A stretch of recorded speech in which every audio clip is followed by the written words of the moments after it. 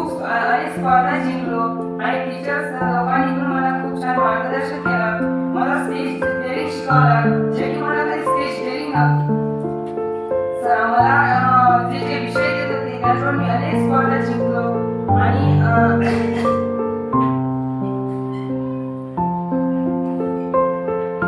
खूप यश मिळवलं आणि अमरावतीला सुद्धा गेलो होतो.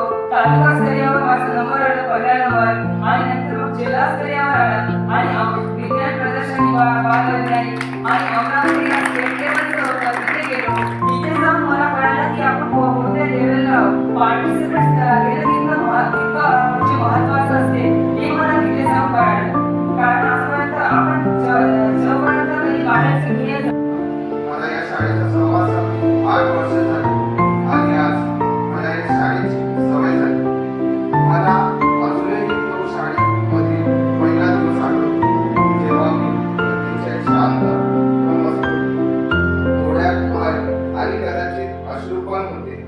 आश्चर्याची गोष्ट अशी आहे, आज सुद्धा माझ्या डोळ्यात अश्रू आहे, परंतु आजच्या अश्रूचे कारण भीती नव्हे तर हे अश्रू यासाठी आहे कारण मी तुमच्या सर्वांसोबत जो वेळ घालवला तो मला परत मिळणार नाही. मित्रांनो, माझ्या आयुष्यात एक आई वडील आणि दुसरे तुम्ही सर्वजण, ज्यांना मी आपल्या शेवटच्या श्वासापर्यंत कधीही विसरू शकणार नाही. तुम्हा सर्वांचे अत्यंत हृदयापासून धन्यवाद.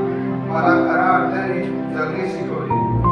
जर कळत न कळत माझ्याकडून या शाळेत नवीन आली आणि मला या शाळेत, कारण पहिले कर्णबधीर शाळेत होती आणि मग नॉर्मल शाळेत आली, तर सगळ्या नॉर्मल मुलांना बघून पहिले मला भीती वाटली, पण सगळ्यांनी मला इथे खूप सहकार्य केलं, सगळ्या टीचरनी आणि सगळ्या मित्रमैत्रिणींनी. आणि आज आता सेंड ऑफ आहे तर मला दुःख होत आहे शाळा सोडून जाण्याचं. थँक्यू. कारण कर्णबधीर शाळा जी असते तिथे फक्त कर्णबधीर मुलं शिकतात, नॉर्मल आणि कर्णबधीर एकत्र जे शिकतात त्याच्यात आम्हाला खूप फायदा झाला आणि आमचा अभिमान उंचावला. जेव्हा आम्ही कर्णबधीर विद्यार्थ्यांमध्ये जातो तेव्हा मुलं म्हणतात की नॉर्मल मध्ये शिकणारे विद्यार्थी आले. मला लिहायला वाचायला येत नव्हतं, नीट समजत नव्हतं, तर शिक्षकांनी मला अभ्यासासाठी मदत केली, खूप मॅडमनी मदत केली. थँक्यू. धूल से बढ़ के तेरी हवा पे जीना, तू वादा मेरा, मैं तेरा परिंदा, है अर्ज़ ये दीवानी की, जब गोरे सुहानी दे.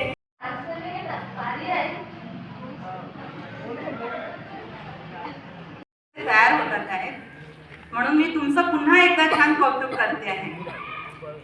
आणि अजून एक सांगायचं म्हणजे हा साजन जो आहे, साजन गेल्यानंतर आमच्या प्रायमरीच्या मुलांना कोण सांगेल गाणं, तो जवळ बोलवायचं मुलांना आणि सगळ्यांना गाणं शिकवायचं. तो मी खूपदा त्याचं ते वर्णन बघितलेलं आहे. सुट्टीमध्ये जेवण झाल्यानंतर छोट्या छोट्या मुलांना क्लासमध्ये घेऊन बसायचं किंवा इथे ग्राउंडमध्ये घेऊन उभा 5-6 विद्यार्थ्यांना घेऊन बसायचं आणि गाणं शिकवायचं.